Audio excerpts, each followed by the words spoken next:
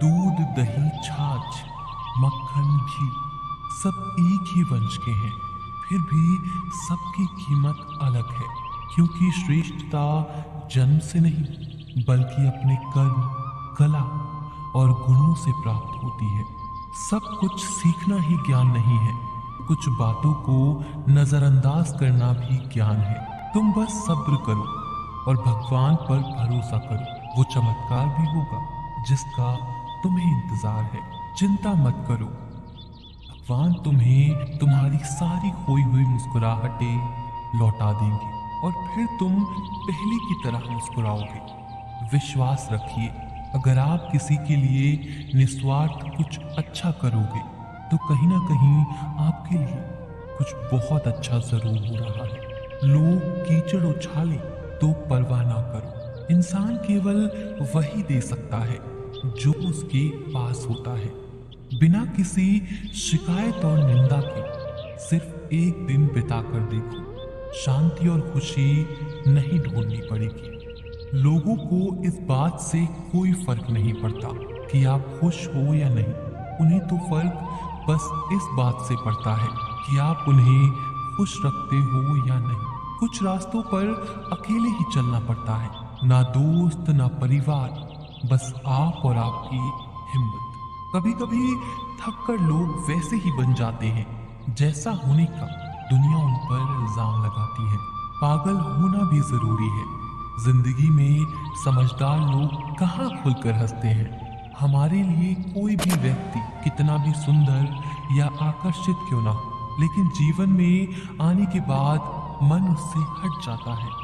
इसीलिए कभी किसी को बार बार देखने को मन तरसता था तो आज उसे देखने का मन नहीं करता। कभी उसकी बातें मीठी लगती थी, आज उसकी बातें चुभने लगती है।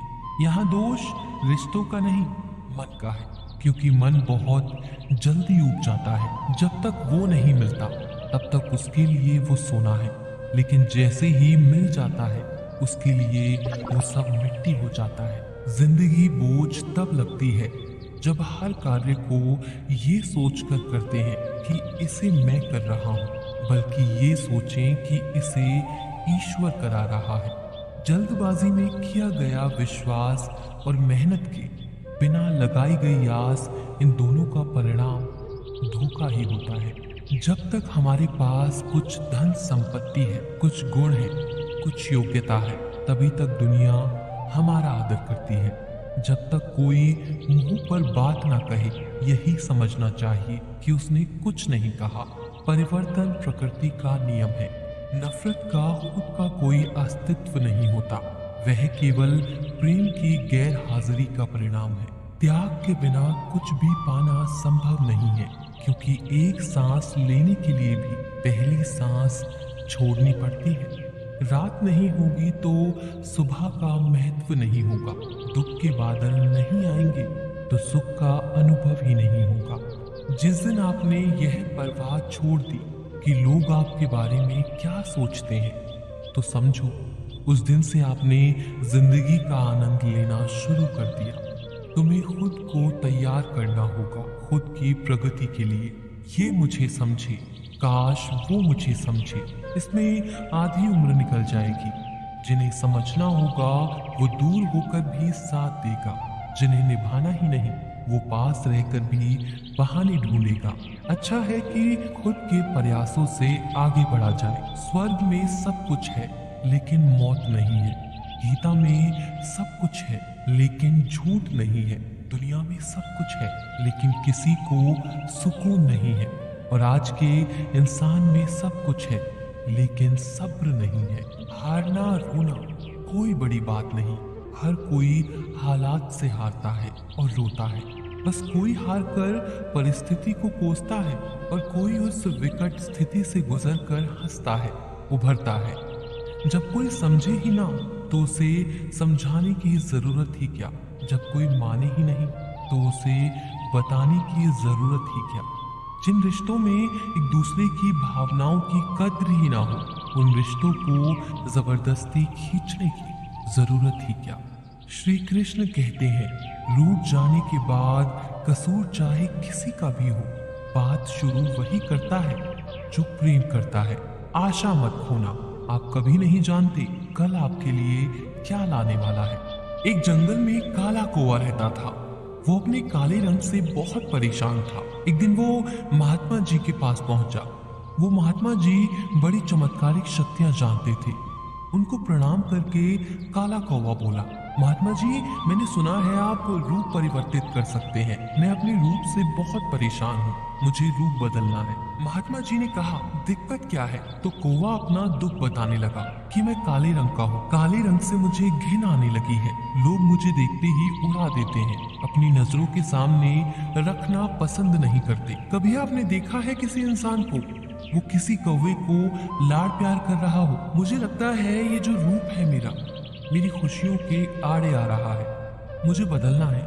महात्मा जी ने कहा, ठीक है, तुमने क्या सोचा है, क्या बनना चाहते हो? कौवे ने कहा, मुझे हंस बनना है। महात्मा जी ने कहा, बस इतनी सी बात, अभी बना देता हूँ। लेकिन हंस बनाने से पहले तुमसे कहूंगा कि एक बार हंस से जाकर मिल लो और पूछ लो कि क्या वो अपने जीवन से खुश है या नहीं। कौवे ने कहा, बात तो सही है। कौवा उड़ता हुआ हंस के पास पहुंच गया और जाकर पूछा कि मेरे मित्र, मैंने सुना है आप बहुत खुश हैं, आपके पास सफेद रंग है। हंस ने कहा, तुमसे यह है बेवकूफ भरी बातें किसने कह दी कि मैं खुश हूँ? सफेद रंग ही तो मेरे दुख का कारण है। कौवे ने कहा कि सफेद रंग से क्या दिक्कत हो सकती है, इतना प्यारा रंग है, मुझे तो बड़ा अच्छा लगता है। हंस ने कहा, तुमने देखा है कि जब लोग मर जाते हैं, अर्थी उठाई जाती है तो अर्थी पर सफेद चादर ढकी जाती है। ये भी कोई रंग है सफेद? मैं बड़ा परेशान हूँ, मुझे मौका मिले तो मैं अपना रूप बदल लूं। कौवे ने कहा, आप भी रूप बदलना चाहते हैं तो चलो एक महात्मा जी के पास, वैसे वो किसी का भी रूप बदल देते हैं।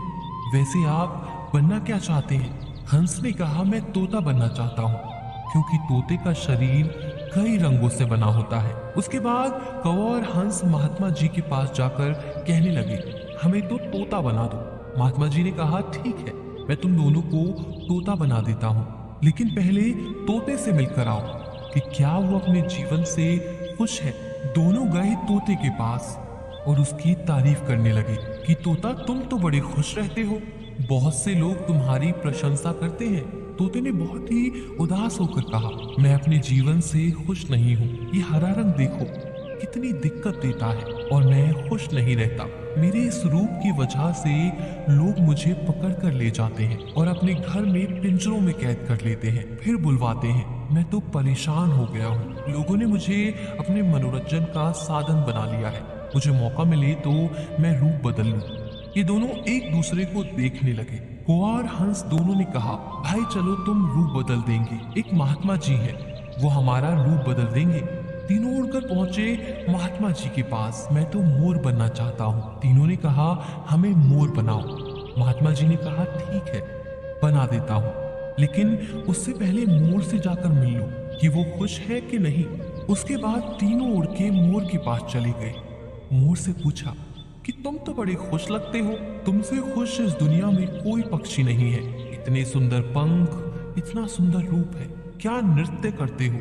मोर ने कहा, भाई यही तो दिक्कत है, यही तो परेशानी है, तुम्हें एक आवाज सुनाई दे रही है। तीनों ने कहा, हाँ सुनाई तो दे रही है, ऐसा लग रहा है कि कोई इंसान हमारी तरफ आ रहा है। मोर ने कहा, यहाँ खतरा है, उड़ जाओ। ये तीनों उड़ गए और मोर वहीं रह गया। एक तीर आ गया और आके मोर को लग गया। मोर छटपटाने लगा और तीनों से कहने लगा, सुन लो, जैसे हाल में हो उसी हाल में खुश रहो। मैं इतना सुंदर हूँ इसीलिए तो मेरा शिकार कर लिया जा रहा है, मेरे पंख ले जाकर शिकारी बेच देगा। मोर ने मरते मरते कहा, सुनो कौवा, इस दुनिया में सबसे खुश अगर है तो वो हो तुम। कौवे ने कहा, कैसे? मोर ने कहा कि तुमने सुना है कभी कोई इंसान कोई को खा रहा हो?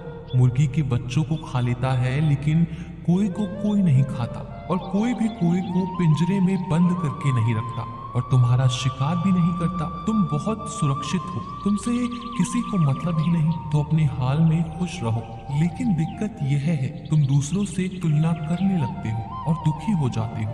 ये कहानी इन पक्षियों की नहीं, हमारी है। हम जिस हाल में हैं उसमें खुश रहना सीख लेना चाहिए। अगर तुलना करते रहेंगे तो तुलना का कोई अंत नहीं होता। तुलना हमारे सुखों का अंत कर देती है। याद रखना कि सूर्य और चंद्रमा दोनों का अपना महत्व है, लेकिन तुलना नहीं की जा सकती। दोनों में से जिसका समय आता है वो तभी चमकता है